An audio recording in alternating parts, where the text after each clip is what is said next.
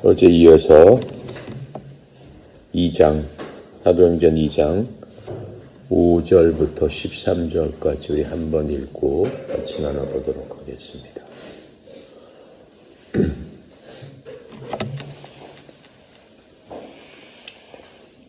다 찾았어요? 그때 경건한 유대들이 천하 각국으로부터 와서 예루살렘에 머물러 있더니 이 소리가 남에 큰 무리가 모여 각각 자기의 방언으로 제자들이 말하는 것을 듣고 소동하여 다 놀라 신기하게 여겨 이르되 보라, 이 말하는 사람들이 다 갈릴리 사람이 아니냐. 우리가 우리 각 사람이 난 곳 방언으로 듣게 되는 것이 어떠느냐.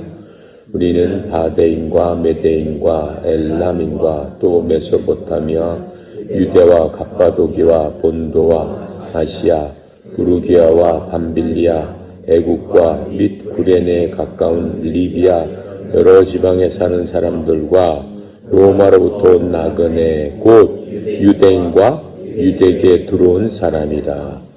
그레데인과 아라비아인들이라. 우리가 다 우리의 각 언어로 하나님의 큰 일을 말함을 듣는도다 하고 다 놀라며 당황하며 서로 이르되 이 어찌된 일이냐 하며 또 어떤 이들은 조롱하여 이르되 그리 다 세술에 취하였다 하더라. 아멘. 지난 시간에 성령님께서 제자들하고 120명 정도 사람들이 모여 있는데 성령님께서 그들에게 임하셨습니다. 그들에게 임하셨는데 임하시는 형상이 불의 혀처럼 각 사람들 위로 불의 같은 모양이 있었다라고 얘기했고 또 그때 바람소리와 같은 큰 소리가 났다라고 해서 그 당시에 이 주위에 있었던 많은 사람들이 놀라서 그 소리를 듣고 이 사람들이 예배당 안에서 그랬는데 예배당으로 들어와서 보면서 놀랬다라고 지금 얘기를 하고 있습니다. 그래서 오늘 읽은 이 구절은 예수님께서 말씀하신 대로 승천하시면서 제자들에게 너희들은 내가 줄 선물이 있는데 그 선물을 기다리기 위해서 함께 모여 있어라. 그러면 내가 너희들에게 보내줄 성령 하나님이 너희에게 임하시리라 이렇게 얘기하는 그 광경을 어저께 봤고 그 성령께서는 한번 임하셔서 그들과 이제 함께 있기 시작하는 겁니다. 그냥 왔다가 가는 그런 성령님이 아니시고 그들 속에서 dwelling 한다고 얘기했죠. 영어로 산다는 뜻입니다. 그 사람 안에 come on 하는 게 아니라 come on 한번 왔다가 out 하는 거죠. go out 하는 거죠. 하지만 지금 이 경우는 틀리죠. 이게 바로 교회의 시작이다라고 하는 겁니다. 이 사람들이 지역교회를 이뤘고 하나님 말씀대로 이 사람이 하나하나의 교회가 된 거예요. 성령 하나님께서 즉 하나님이신 그분께서 그 사람 속에 살고 있기 때문에 그 사람 스스로가 교회인 겁니다. 구약에서는 하나님 계신 곳을 성막이라고 얘기를 하죠. 즉 지금으로 따진다면 교회를 얘기하는 겁니다. 그런데 성막 안에 지성소는 무엇을 의미했어요? 요 하나님께서 계시는 곳, 그 성막 안에 있는 가장 깊숙한 곳, 그것을 지성소 이렇게 얘기하고 있단 말이죠. 거기에 비유해서 얘기하면 우리 몸이 성막이고 우리 몸 가운데 중요한 부분에 성령 하나님께서 우리와 함께 계신다라고 하는 겁니다. 그래서 우리를 그런 성전과 비유할 수 있다라고 하는 거예요. 그래서 예전에 예수님 계실 지역에 있었던 그 성전은 더 이상 존재하지 않게 되는 거죠. 그것은 성전이라고 부를 수는 없는 거죠.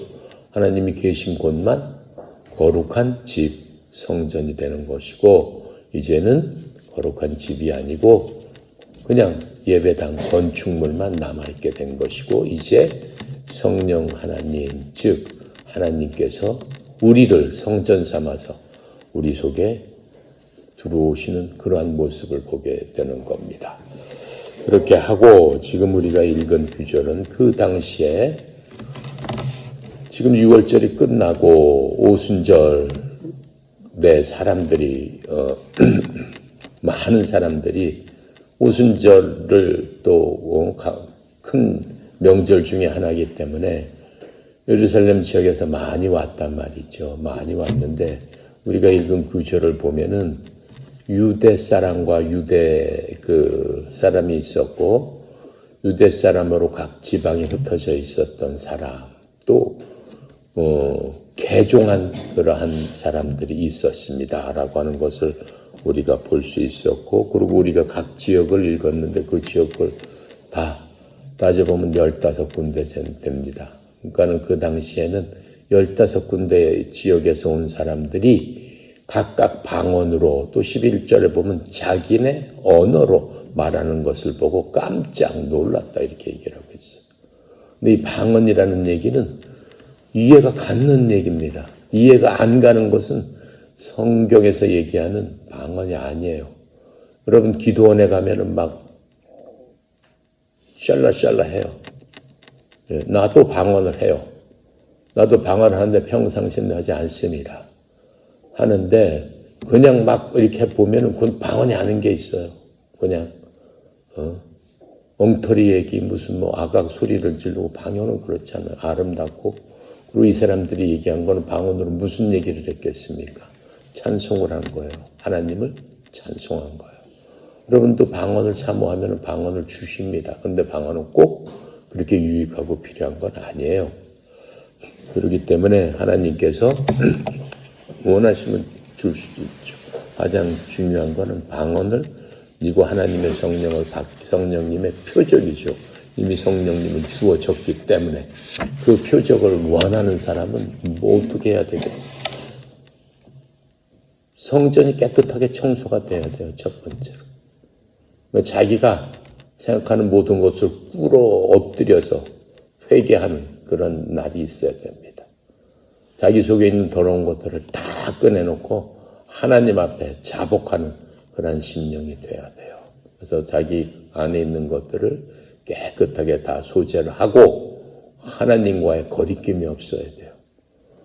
하나님과의 거리낌은 내 속에 내가 갖고 있는 여러 가지 것들 그리고 내 생각이 너무 내 속에 많게 되면은 하나님의 음성을 들을 수 없고 성령님께서 우리 속에서 능력을 발휘하실 수 있는 공간이 작기 때문에 되지 않아요.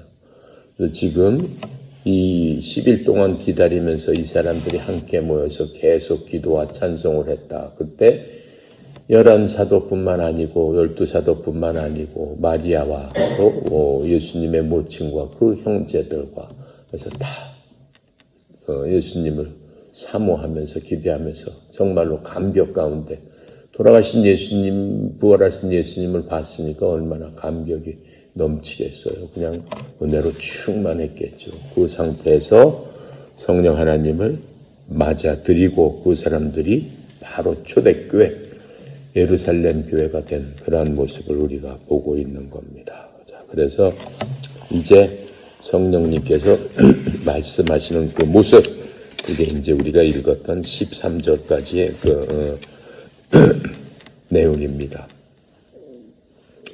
6절에 보면은 믿는 사람들이 복음을 전한 것이 아니라 지금 방언으로 그 사람들한테 예수 믿으라고 지금 얘기했어요? 그거 아니에요. 그 나라 말로서 다 얘기를 했는데 하나님을 높이고 찬양하는 얘기를 그 사람들이 들은 거예요.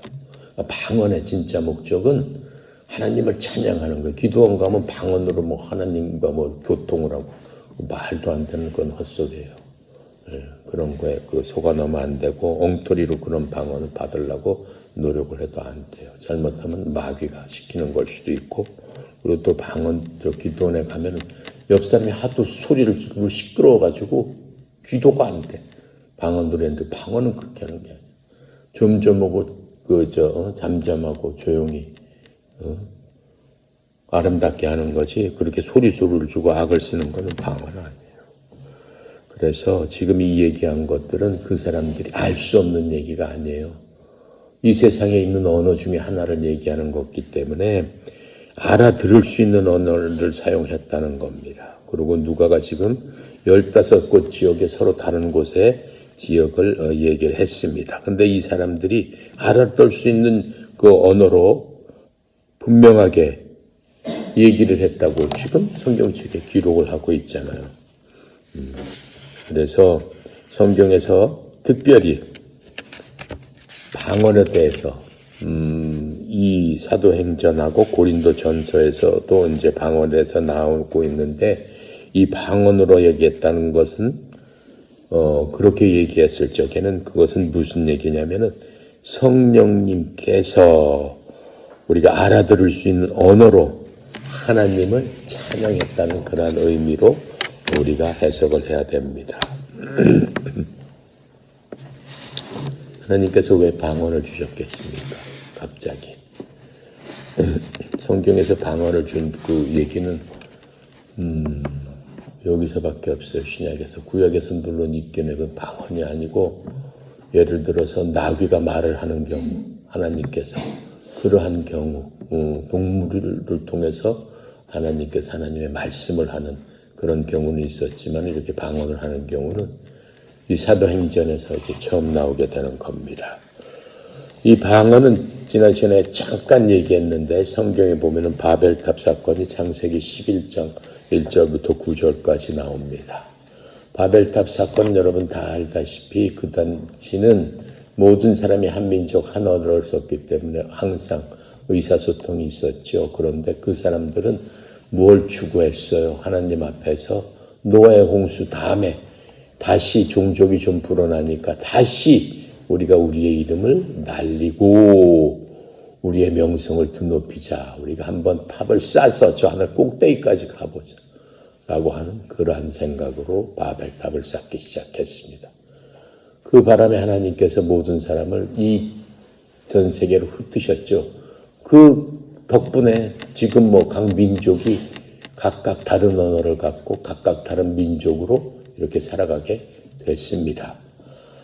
하지만은 이제 이 오순절에서 하나님께서 주시면서 각각의 다른 언어, 그 바벨탑 사건 이후로 흩어진 그러한 민족들, 다는 아니지만은 15군데 사람들을, 민족을 불러다가 한 언어로 듣게 하신, 자기의 말로서 한꺼번에 듣게 하신 그러한 것들은 성령님 안에서 하나님을 믿는 사람들이 하나로 된다는 것을 영적으로 상징하는 그러한 의미가 있습니다.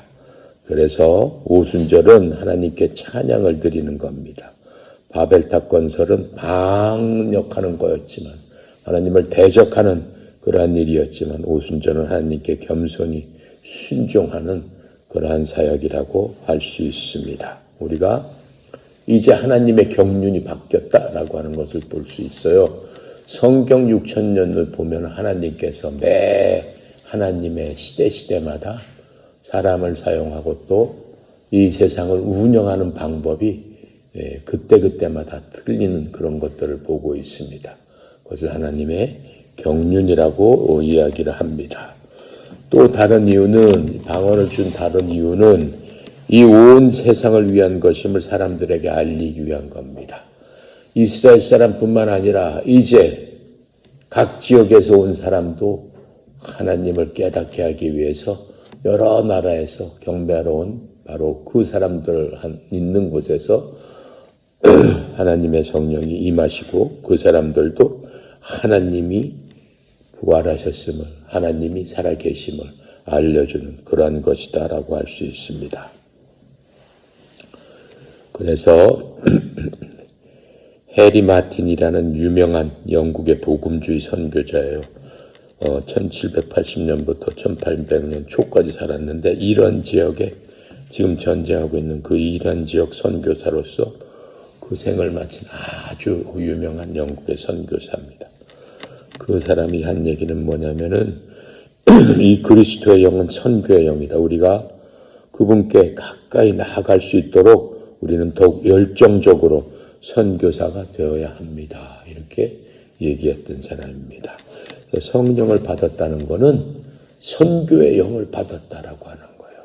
그 얘기는 이미 여러분 마음속에 다 알고 있죠. 우리가 사도행전 읽자마자 1장 8절에 뭐예요? 지금 이 제자들이 성령을 받았잖아요. 너희가 성령을 받은 후 권능을 받고 네가 있는 그 지역 예루살렘과 유다와 사마리아와 땅끝까지 가서 내 복음을 전하라. 그래서 성령께서 너에게 오신 것이다. 이렇게 얘기하는. 그래서 복음을 전하게 하기 위해서 각 사람에게 성령을 주셨다라고 하는 거예요. 예전 같았으면 어떻게 해요? 그게 아니고 성전에 모여서 하나님을 찬양하고 누구 얘기를 듣는 거예요? 제사장들 얘기를 듣고 제사장이 하라는 대로 하는 거죠. 그런데 이제는 아니에요. 성령 하나님께서 그리스도를 믿는 사람한테는 각각의 스승이 되셔서 각각 한 사람에게 제사장처럼 알려주시겠다라고 하는 거예요.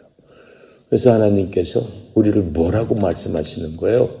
성령을 주시면서 너는 선정된 세대요 특별한 백성이요 왕 같은 제사장, 왕가의 제사장이다 이렇게 말씀해 주시죠. 베드로전서에서 나오는 얘기입니다. 그걸 우리를 지칭해서 베드로가 이 당시에 제자들한테 한 얘기예요. 너와 나는 그런 자들이다. 똑바로 정신 차리고 깨달아서 어떻게 해야 된다. 제사장 역할을 해야 되지 않겠느냐 라고 얘기하는 겁니다. 자, 그래서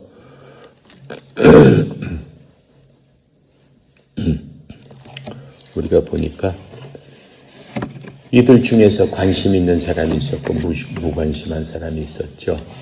무관심한 사람은 13절에 보니까 뭐라고 얘기를 하는 거예요. 11절에 보면 어떤 사람들은 놀라고 감탄하면서 와 이렇게 했지만 좀 무관심한 사람 야 이 사람들이 모조리 술에 취해가지고 저런 소리를 다 하네 이렇게 치부를 했다라고 하는 것을 우리가 성경에서 지금 읽었습니다. 6절에 보면은 다른 사람들이 그 방언하는 얘기를 듣고 소동을 했다는 거예요. 우와 이게 무슨 일이냐. 저 무식한 사람들이 지금 뭘 하고 있는 거냐. 어떻게 우리나라 말을 하고 있는 거냐. 언제 저걸 배웠다는 거냐. 놀라워하면서 당황하면서 소동하는 그러한 모습. 또 그렇게 했을 적에 7절부터 12절까지 보니까는 12절에 보니까 놀라서 신기하게 여겼다 이렇게 얘기하고 있어요. 또 17절에는 그 놀라서 감탄하는 그런 모습을 우리가 볼 수 있습니다. 그래서 바울은 지금 이 둘을 대조적으로 지금 여기서 설명하고 있어요. 바울이 아니죠. 누가죠? 사도행전은 누가가 썼죠. 누가가 이 사람들 대조적으로 쓰고 있으며 어떤 사람은 독주에 취해서 술을 너무 많이 마셔가지고 진짜 정신이 혼미해졌구나. 자제력을 잃고 결국 저런 짓을 하구나. 이렇게 얘기를 했고 또 이 성령 육무로 충만하게 되면은 우리가 자제력을 갖고 하나님께 영광을 돌릴 수 있다라고 하는 겁니다.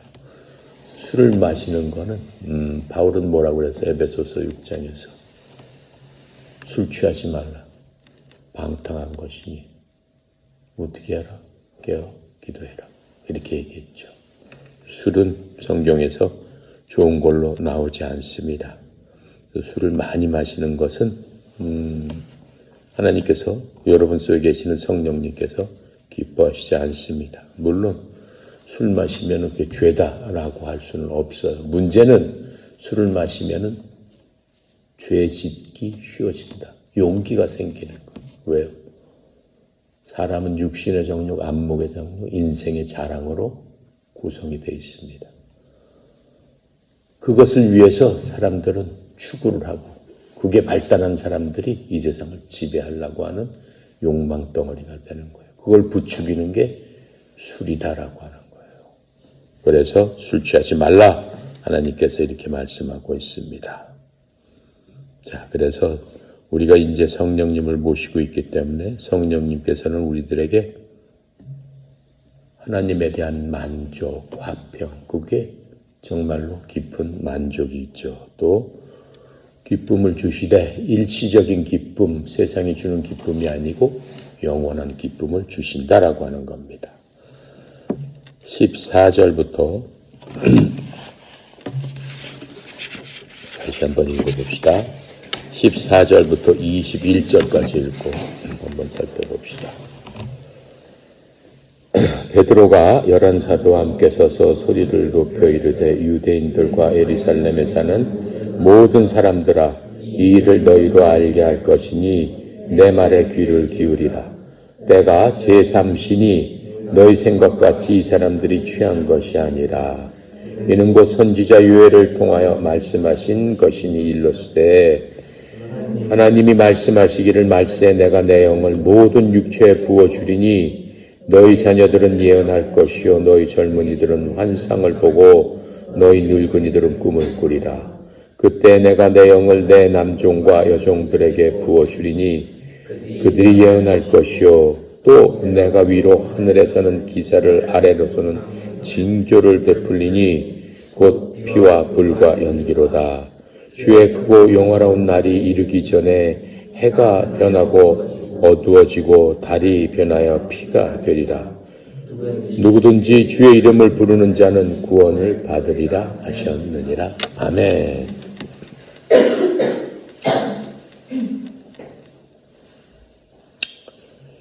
이 유대인 명절인 6월절에 유대인들이 십자가에 못 박혀 돌아가신 그 메시아 예수 그리스도의 부활에 대한 메시지를 지금 이제 전하기 시작하는 겁니다. 베드로가 시작하는 거죠. 베드로의 지금 이 얘기를 할 때 그 상태는 성령님으로 굉장히 충만해 있는 그러한 상태입니다. 그곳에 있었던 이방인들은 어떠한 사람들이냐? 여러 지역에서 왔잖아요. 그 사는 사람들이 왔는데 그 사람들은 이방인이지만 모두 유대교로 개종했던 그러한 사람들입니다. 유대교로 개종했던 사람들이 지금 함께 모여드는 겁니다. 그리고 그 광경을 보고 있는 겁니다. 지난 시간에도 얘기했지만 고넬료를 시작해서 이방인 전도가 시작합니다. 비록 15군데에서 여러 사람 이방인들이 왔지만은 그 사람들은 이미 유대교인들이에요. 물론 국적은 이스라엘 유대인들이 아니죠. 이스라엘 사람들이 아니죠. 이방인이지만 이방인 중에서도 유대교를 믿는 그러한 개종한 사람들입니다. 실질적으로 그 믿지 않는 이방인들한테 가서 전도를 시작한 것은 백부장 고넬료가 이제 처음으로 로마 군인이 믿게 되는데 그때는 지금 이때로부터 한 10년 후 얘기가 되는 겁니다. 그래서 10년 동안에 그러한 이제 일들이 일어나는 것들을 우리가 이제 그 공부를 하는 겁니다. 그래서 이 베드로는 지금 이렇게 설교를 하고 있는 겁니다. 우리가 이제 이 2장 마지막까지 보면은 베드로가 일어난 일에 대해서 세 가지로 설명하는 것을 볼 수 있습니다. 맨 처음에 지금 일어나는 일들이 성령님이 우리 속에 임하셨다. 이제 우리 속에 계신다라고 하는 얘기를 지금 시작을 하고 있는 겁니다. 그래서 예수 그리스도를 믿는 사람들은 기쁨에 찬 이러한 예배를 드렸는데 거기 모인 사람들이 술이 취해서 한 게 아니다. 니네들 얘기한 누가 얘기한 대로 술 취해서 지금 이렇게 헛소리로 얘기하는 게 아니고 광나라 말로 얘기하고 있지 않느냐. 그리고 그 사람들은 그렇게 술도 먹지도 않았다. 지금 뭐라고 그랬어요?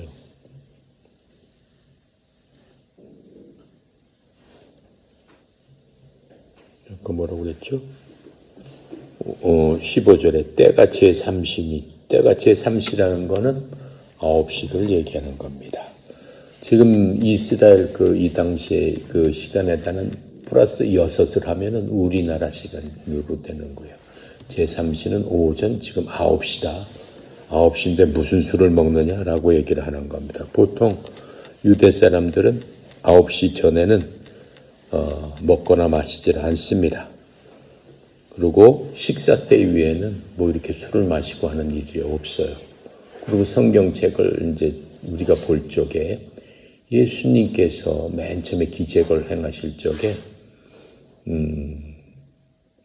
잔치집에 가서 6개 독에다가 물을 포도주로 만들었다 이렇게 해가지고 포도주를 잔치집 사람들한테 다 내줬다. 애들도 있고 어른도 있었는데 정말로 먹어보지 못한 맛있는 포도주였다. 이렇게 설명하죠.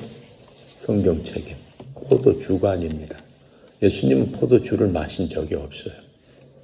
와인이라고 돼 있어요. 원어로. 근데 이 성경이 쓰인 거는 그 영어로 써 있는 거는 1500년, 1400년 섹스피어 때 그 지금 성경이에요. 이 영어 성경. 그 전에는 다 라틴어였어요. 없었어요. 영어 성경이라는 게.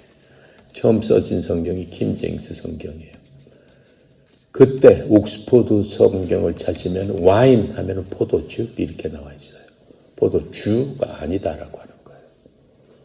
그러니까 원문에는 포도주부로 나와 있어요. 물론 와인을 두 가지도 다 써요. 포도주, 포도즙 이렇게. 잔치 때는 그렇게 뭐 애들까지 있는데 무슨 포도주를 마시고 흥청망청하겠어요. 그러니까 그것을 잘 구분을 해야 된다라고 하는 거예요. 만약 그렇다면 무슨 이스라엘 사람들이 그냥 때때마다 포도주로 그렇게 마시니까는 뭐 그냥 흥청망청 아니에요. 그렇게 하고 그 주님께서 만찬 때 포도주를 주시 이것은 내 핀이 나를 기억해라. 포도주 주시지 않았어요. 포도즙을 줬지. 여러분이 이스라엘에 가서 만찬에 쓸 뭐라고 그러죠? 성만찬에 쓰는 그것을 이스라엘 가서 직접 내가 사갖고 와야 되겠다. 하면 거기서 뭘 팔아요? 예수님의 피를 상징하는 주세요라고 하면은 포도주를 주지 않습니다. 포도즙을 주죠. 그건 잘못된 거예요. 그래서 포도주를 그냥 들이다 마시는 거는 아니에요. 예수님께서는 왜 포도주를 안 마셔요? 포도주 속에는 누룩이 있기 때문에 그렇습니다. 누룩은 뭐예요? 썩게 하는 거예요. 성경에서 누룩은 마귀예요. 근데 무슨 예수님께서 발효가 시키는 그런 것들을 마시겠냐라고 하는 거예요.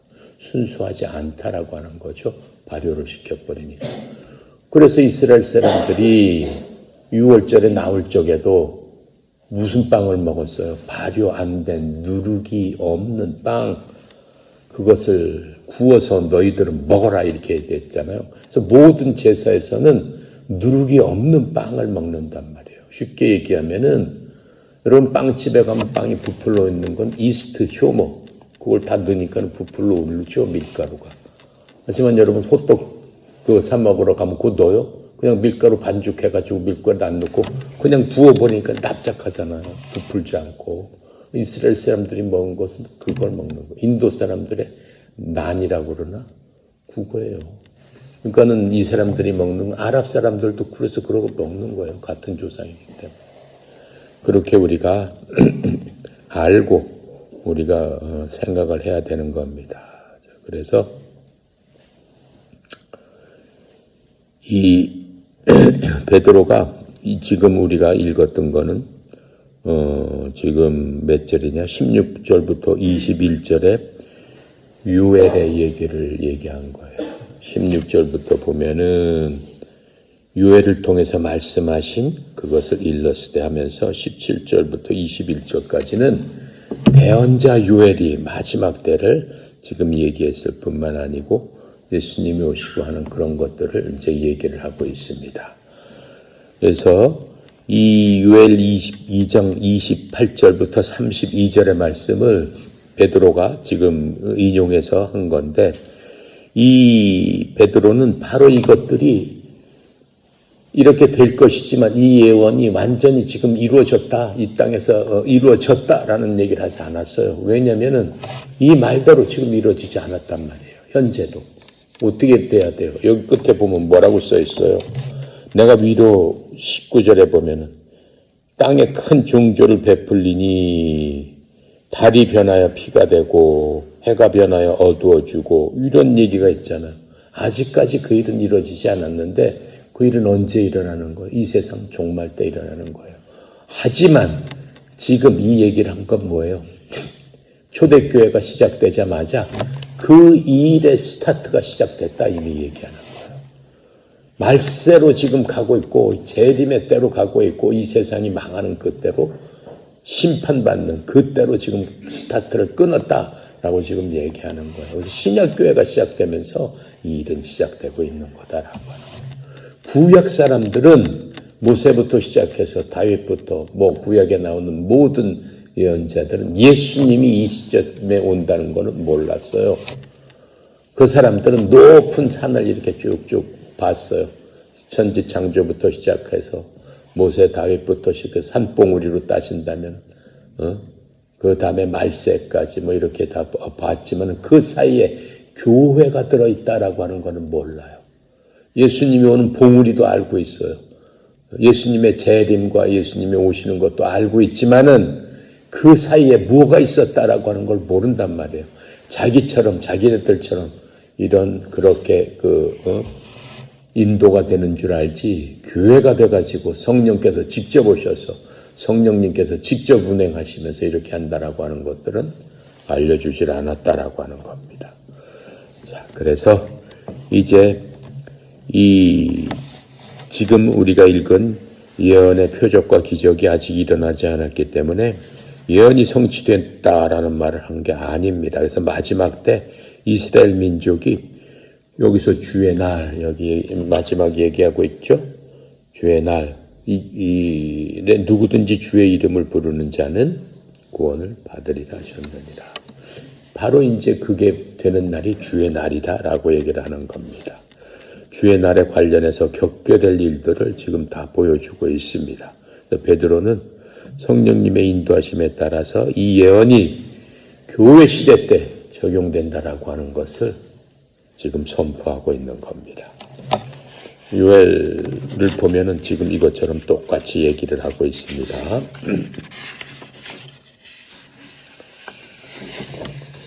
그래서 CCM에 보면 지금 그 요엘 이 얘기를 갖고 찬송을 많이 만들었죠. 마지막 날에라는 CCM이죠.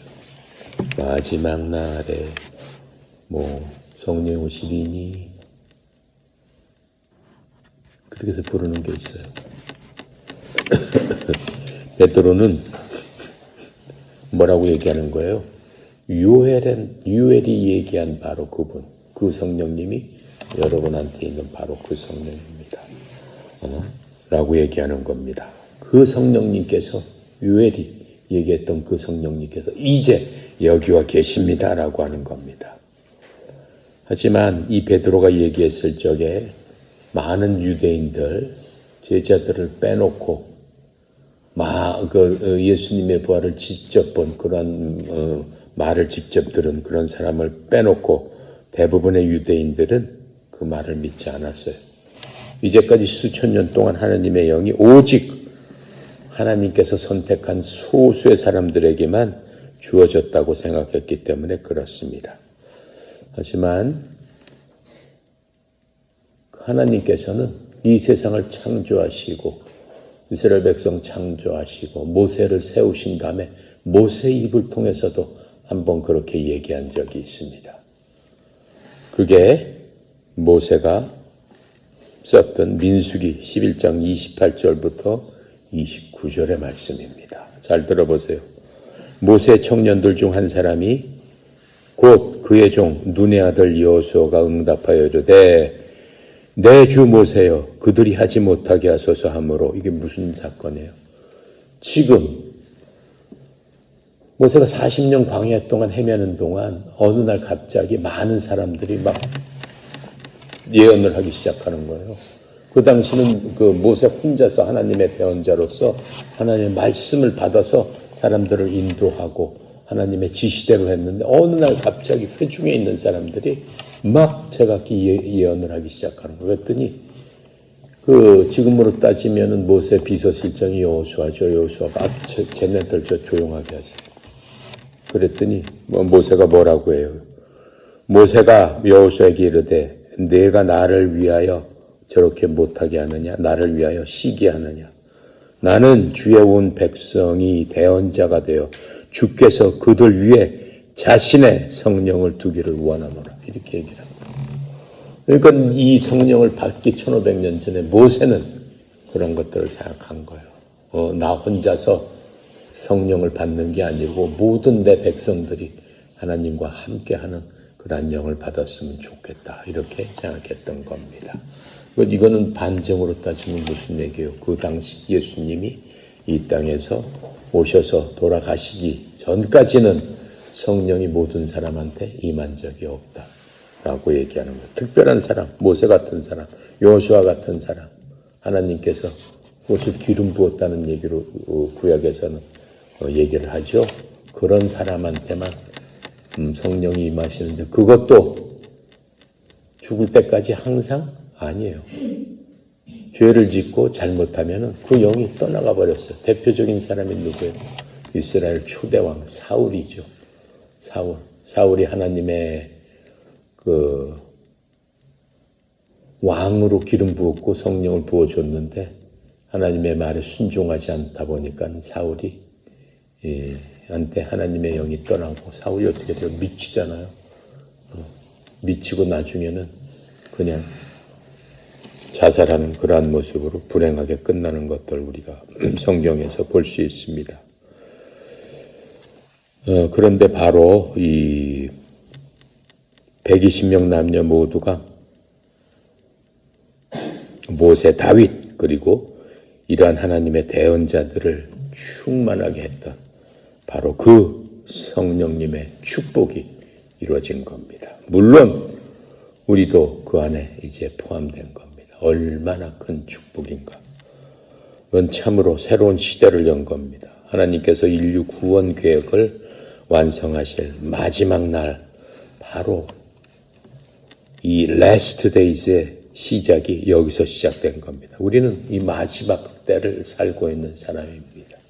마지막 때와 기한은 하나님의 몫이지만은 우리는 그 안에서 하나님과 동행하는 그러한 큰 축복을 누리며 사는 사람이 됐습니다. 그래서 예수님께서는 이러한 위대한 구속 사업을 마치셨습니다. 오늘 리뎀션이라고 그러죠.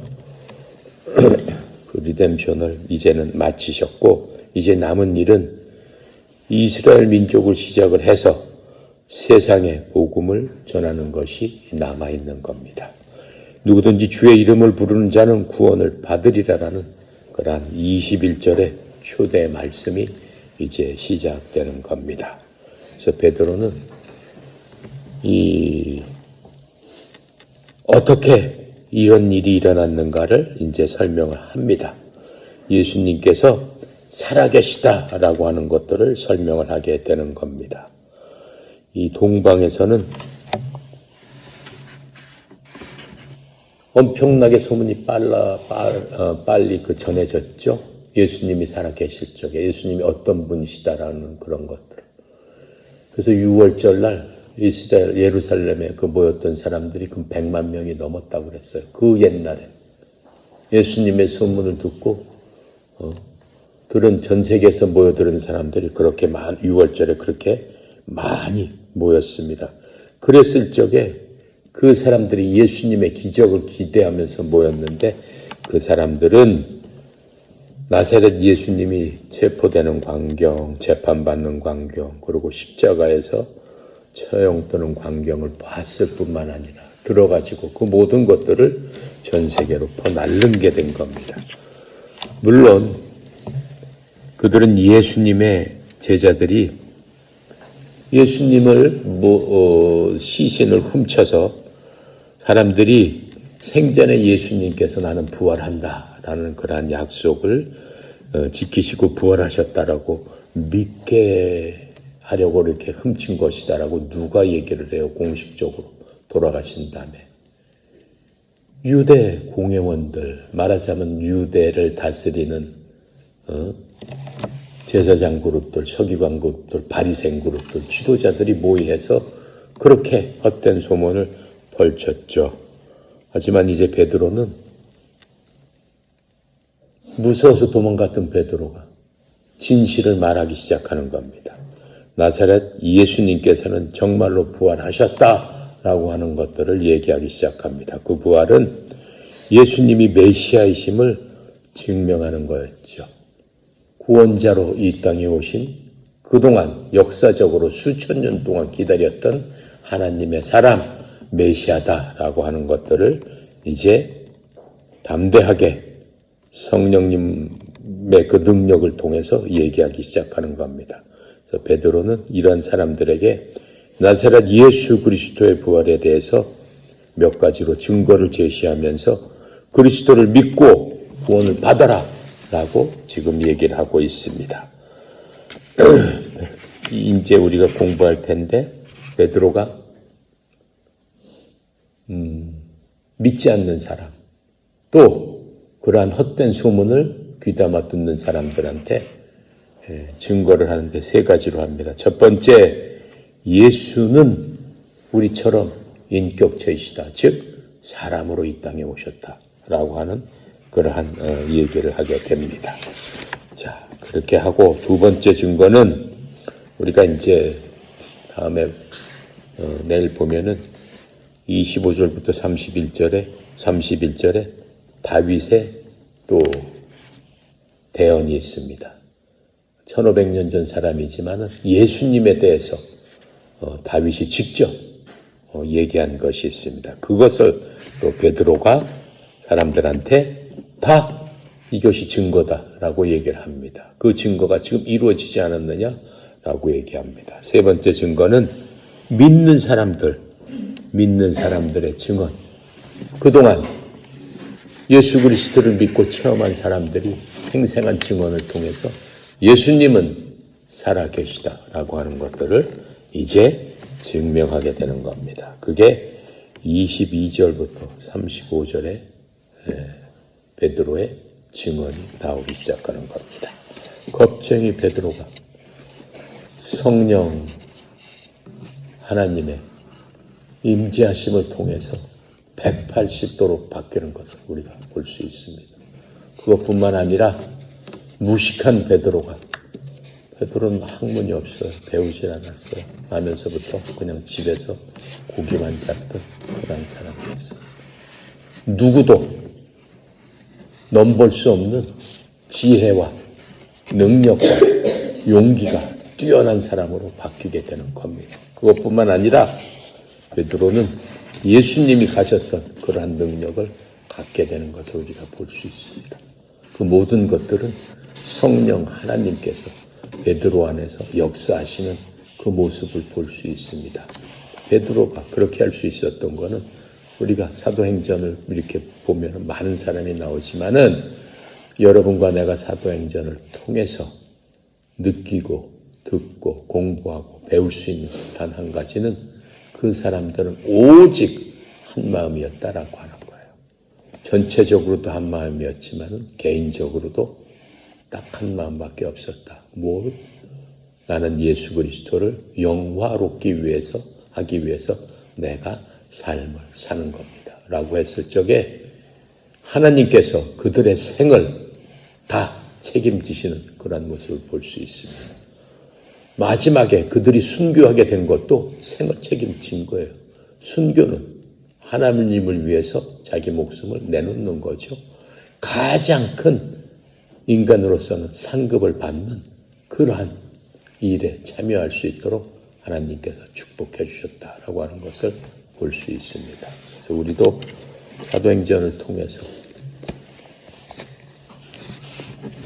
사도행전이 28장이지만 29장, 30장 이렇게 우리들이 써나가야 된다라고 하는 겁니다. 그래서 사도행전을 우리가 배우는 겁니다. 기도하고 마칩니다. 감사하신 하나님, 은혜 감사합니다. 사도행전을 통해서 하나님을 지극히 사랑했던 사도들이 성령 하나님의 권능을 받았을 적에 어떠한 모습으로 변하는가 온전히 알게 해주시니 주님 감사합니다. 저희들도 그와 같이 되기를 원합니다. 우리 속에서 계시는 성령님께서 항상 저희들을 지키시고 보혜사로 오셨다라고 하셨사오니 우리의 마음이 온전히 한 마음으로 우리 주 예수 그리스도를 영화롭게 하는 그러한 목적으로 살 적에 성령 하나님께서 우리의 나갈 바, 우리의 생각할 바, 우리의 말하고 행동하는 그 모든 것 하나하나마다 사도들처럼 지키고 보호하여 주셔서 많은 사람들에게 하나님의 그 자원을 흘려보낼 수 있도록 저희들을 사용하여 주시옵시고 그들을 통해서 하나님 영광 받는 놀라운 그러한 은혜가 일어나게 하여 주시옵소서. 업자 하나님, 특별히 저희들 에어로빅 힙합 종목을 하는 그러한 지도자, 선수, 코치 이러한 사람들이 모여서 협회를 이루고 협회가 하나님을 사모하는 심정으로 각각 자신의 삶의 위치에서 하나님을 부르짖고 있사오니 우리 속에 계신 성령 하나님께서 때에 따라 돕는 은혜로 은혜 베풀어 주시옵시고 하나님 사랑하는 자, 그 목적대로 부르심을 입은 자에겐 모든 것이 합력하여 선을 이루어 주시는 성령 하나님께서 오늘도 역사하여 주셔서 합력하여 선이 일어나는 기적이 일어나는 놀라운 은혜를 베풀어 주시옵소서. 특별히 성령 이사장님 하나님 축복하여 주셔서 전체 이러한 모든 조직 가운데서 또 하나님이 베푸신 그러한 축복의 통로로서 주님께서 세우셨사오니 필요한 곳곳마다 하나님의 은혜가 부족하지 않도록 넘치게 흘러나갈 수 있도록 주의 종에게 영육간의 강건함으로 충만케 하여 주시옵소서. 특별히 이번 주말에는 저희들 거제도에서 또 대회를 하게 됩니다. 생활체육대회지만은 남녀노소 함께 모여서 하나님을 찬양하고 하나님을 기쁘게 하고 마치 오순절날 모든 사람들이 교회에서 하나님 앞에 예배를 드린 것 같이 그 장소에 성령님으로 충만케 하는 놀라운 은혜의 역사가 그곳에서 일어날 수 있도록 성령 하나님 저희들을 지키고 응원해 주시고 붙잡아 주시고